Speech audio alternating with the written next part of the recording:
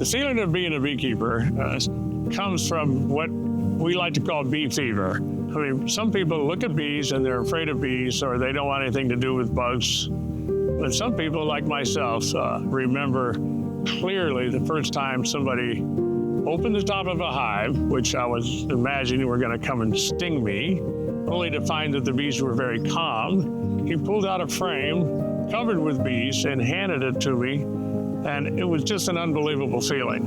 And from that point on, I wanted to learn more. The bee industry, interestingly enough, King Kamehameha III recognized that part and parcel of introducing cattle to Hawaii would be to figuring out a food source for cattle, and he thought of somehow importing bees and importing a koa and kiawe as possible food sources. Those two obviously go hand in hand, as the bees would pollinate both the koa, kiawe, and a number of other feed-related sources to the cattle industry. And so I think both those industries started around the same time and have since grown in Hawaii to what they are today. I'm sure they just wanted to bring honeybees in because they thought they were good, and there was a lot of impetus to bring crops and different things and plants to Hawaii, and because it was so isolated, so there was a lot of things that weren't here. What makes Kona an ideal place for breeding queens is very mild climate.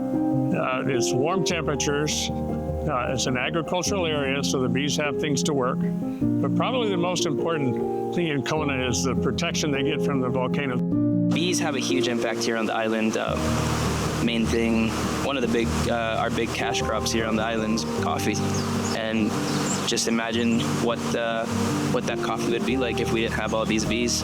It wouldn't be nowhere near as a successful industry as it is. For me, it's all positive. Bees are great pollinators. I personally have a coffee farm in South Kona, and I have a bee farm right next to my coffee farm, and I've noticed probably anywhere from a 15 to 20% increase in production. The trees are healthier, the cherry is healthier. And, they're just digging into every flower, so I guarantee that, the pollination's got to be better.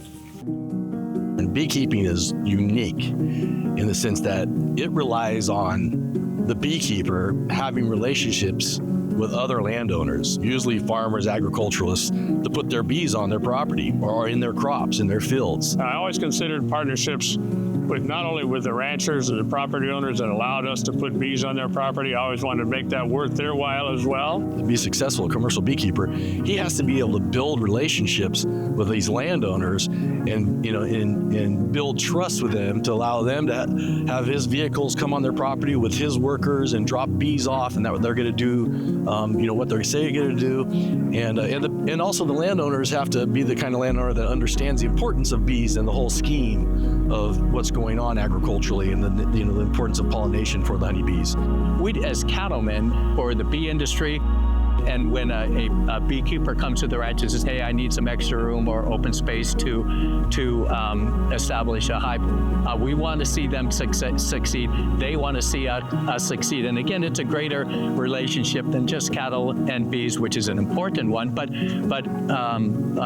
for McCandless and myself being so involved with agriculture here in Hawaii, we are big supporters of any agricultural endeavor here in Hawaii.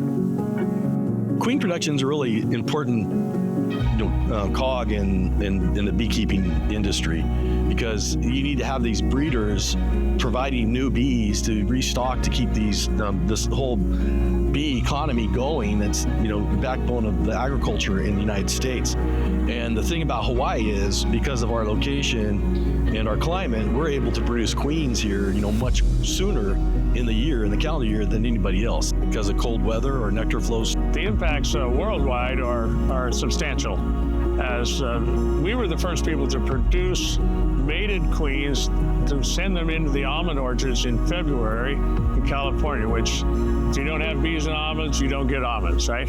If we send out 100,000 queens from our production here, every one of those queens is the soul or the engine of a hive somewhere, right? So there's 100,000 hives, out there that are operating because we put the queens in them. So I've worked with bees for over 30 years, and we have been, since colony collapse disorder, we've been in an unending bee crisis.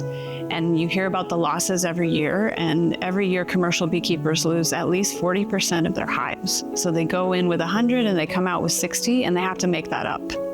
This year, it's over 60% losses commercially, a new high level. So the queens that are produced in Hawaii have become a cornerstone to rebuild those hives after the losses every winter.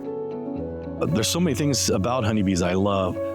They're one of the most studied animals on Earth. I mean, the amount of research that has gone into honeybees is crazy. Going back to the early 1800s, Carl von Frisch, and the fact that their communication skills and what happens in a hive. I mean, I'm blown away by the fact that a honeybee, a worker bee, this bee right here, one of these bees getting this nectar. Its hive could be maybe up to a mile, 2 miles away. It's probably closer, but it's getting the nectar. It's showing up at the hive. It's being greeted by other bees or a garden to make sure this bee belongs to our hive, and so they recognize each other genetically. Well, one of the really cool things about bees is that if you tell somebody that to produce a pound of honey, bees have to travel 75,000 miles. Just all the venturing back and forth. It's quite amazing what population in numbers, right, which bees have. How many bees does that take to travel 75,000 miles? Well, who knows? They're all flying. But to make a pound of honey, that's what it takes. Hawaii is a bonanza of flowers. It's famous for flowers. And flowers and honeybees have a very old, intimate relationship. So people don't often realize that the fragrances and the architecture and all of the little hairs and the markings on the flower that make it look like a runway to a bee is actually just to attract pollinators. So the only reason a flower produces nectar is as a reward to get that bee to visit, because the pollen fertilizes one flower to the next. And so the bees' hairs hold that pollen and they take the nectar and go to the next flower to get the nectar, and that pollen is transported. And only if that happens do you get the nut, the seed, the fruit, and all of these foods that are pollinated by insects make up about a third of our diet. And it's the colorful things, it's our favorite foods, the fruits and vegetables. But if you see a beautiful flower on a plant, it's there to compete, to bring in pollinators, because that helps the plant reproduce. Yeah, farming, it's like anything, and everybody has a place in life. And if you like outdoors, you like to get dirty, you want to work hard for what you get, farming is very, very rewarding. Beekeeping is a job or occupation that you're going to learn something every single day you're at it. There's not one day you don't learn something new. You might think, oh, this beehive is the same thing as next beehive, but no two beehives are the same. You're always gonna learn something new here, and it's good fun. The thing about crew breeding is there's a lot more. You got to use your mind than just pulling honey every day. There's a lot more aspect into it. There's always a million different things can happen. I don't know, it keeps you on your toes every day. You're always learning. You always learn something every day. You'll never know everything. If you think you know everything, then you got it wrong, because it's always something different every day. Honeybees need good support on the landscape. They fly 10 miles to find food, so you don't have to have a hive in your backyard in order to help them. You can just plant flowers, don't use pesticides, use them as a last resort, and make sure that the bees have a lot of good forage. Buying honey from a local beekeeper makes a huge difference in their economy and their ability to keep healthy bees. You want to add anything I didn't add? Just aloha Kona. It's been a wonderful place to live and raise a family, and certainly this whole industry and bee business was a total blessing for me.